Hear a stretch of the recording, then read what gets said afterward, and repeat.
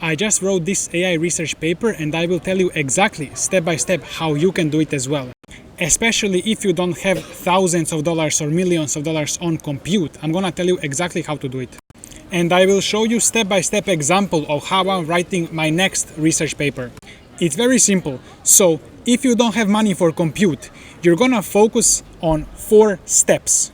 So first of all, you wanna read the literature and collect and come up with your ideas. So define ideas. Step 1, define ideas.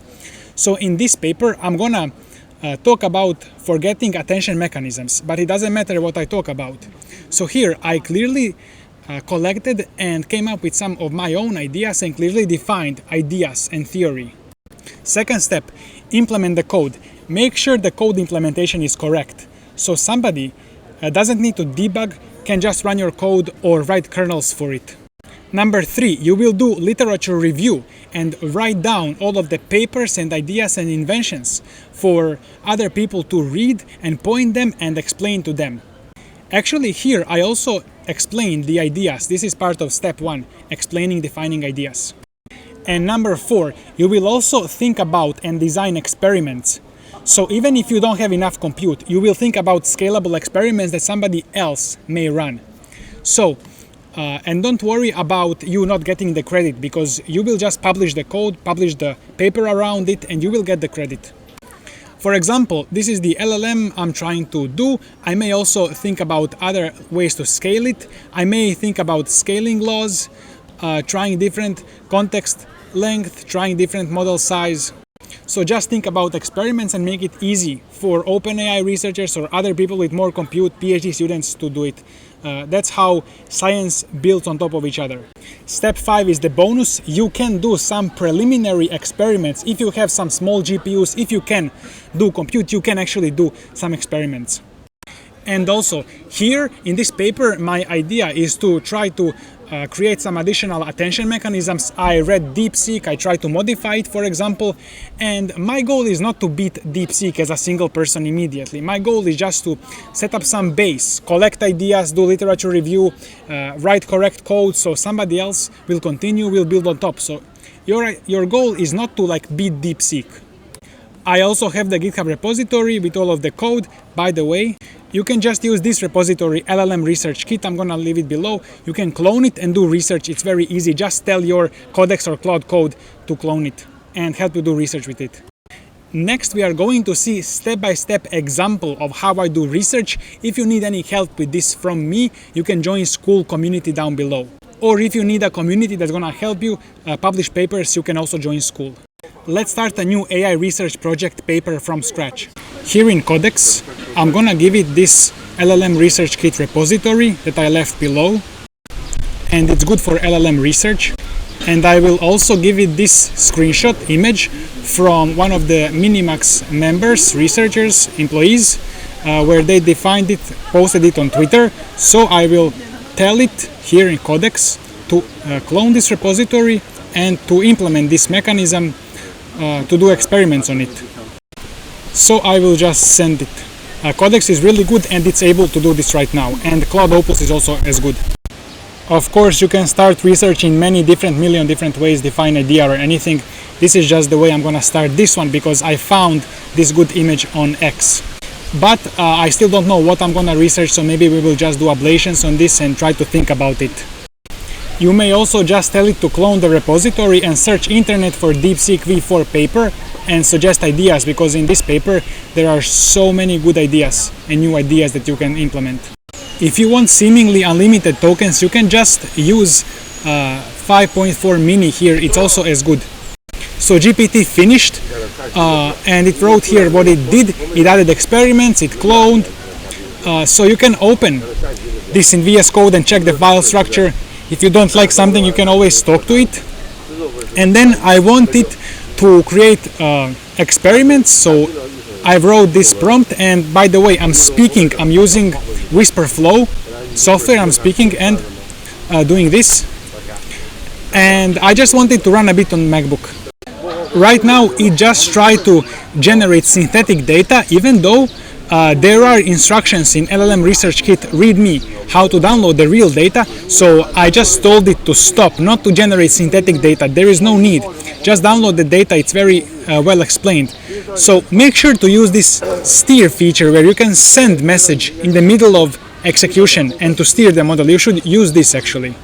You see here it already ran dense, baseline and minimax sparse.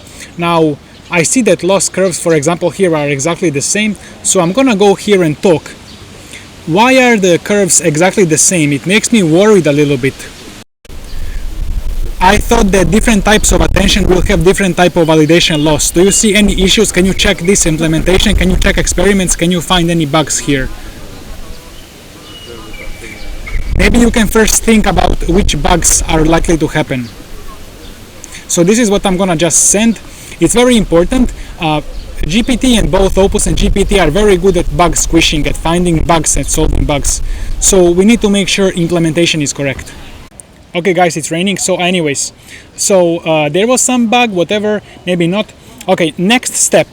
I'm gonna tell it to design ablations and experiments, and I'm gonna use GPT mini 5.4 mini version because it's faster and cheaper, but it's very fast. And I'll just start. So from this point on, you just want to keep track, like mental image, try to understand what's going on. But you don't want to get bogged down in details. So just try to understand like which experiments you're doing, why. Also, we need to make sure this is implemented well from the image. I'm gonna talk to it, I'm gonna check the code later. So you just now supervise it, try to understand it. Don't get bogged down in details. You don't need to understand everything completely. Just move fast and use tokens.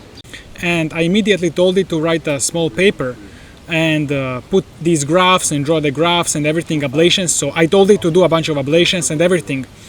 So this immediate paper helps us understand what we're even doing. So you see here, we can start reading and then thinking about experiments and setup and everything. So it's good to immediately start writing a paper like this. And yes, it's AI slop now, but we need to start from AI slop and then identify what we want to do. That's, I think, a very good way. Next, I told it to do literature review, so we can add some more ideas or we can learn more or expand these experiments. And so it should design experiments based on the literature review. So, of course, we're gonna keep doing literature review after. We're gonna manually check some papers. Of course, it's all starting as AI slop, but it's gonna be improving. We're gonna be managing it, thinking about it, improving it. So it did literature review and added some ideas. Now the main point here is that I want it to give me some more ideas for experiments, so I will manually look more into these things. So because we don't have a lot of compute, this is what you want to do. You want to define ideas, you want to implement them into code correctly, you want to design experiments, so think about experiments.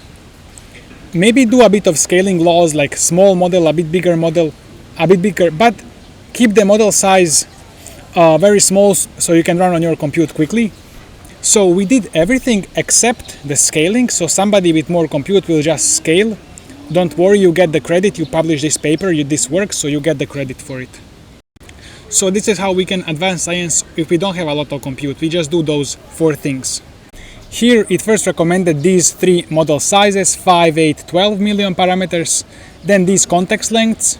So I'm training on MacBook right now. I'm gonna use NVIDIA GPU later, but MacBook is good because I have it right now. It's very accessible, so I can set up and think about all of this quickly without needing to deal with cloud setup, etc.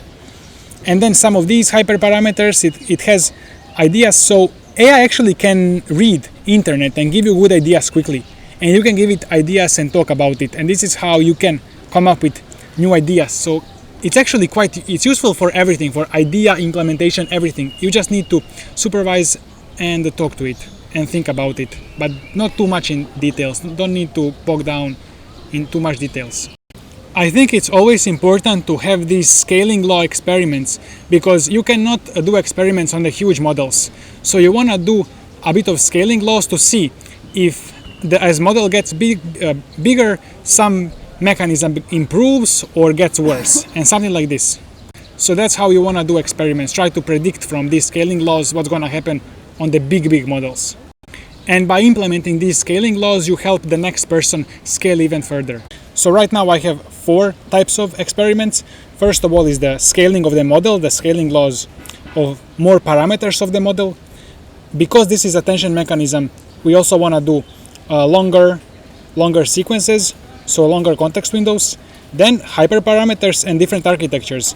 And we don't want to worry too much about different architectures, because for now I just want to tell the model to search internet, this AI GPT to search internet and implement some things, and then just I'll see what it does, and then later I'll take a deeper look. I don't want to spend too much of my time. Let's see what it can do on its own first.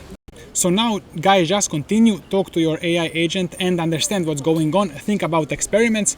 Also follow me on my social media. I'm gonna post more about it. You can also join school if you need to be handheld, if you wanna accelerate your progress, be with the community to help you publish papers. And see you in the next video.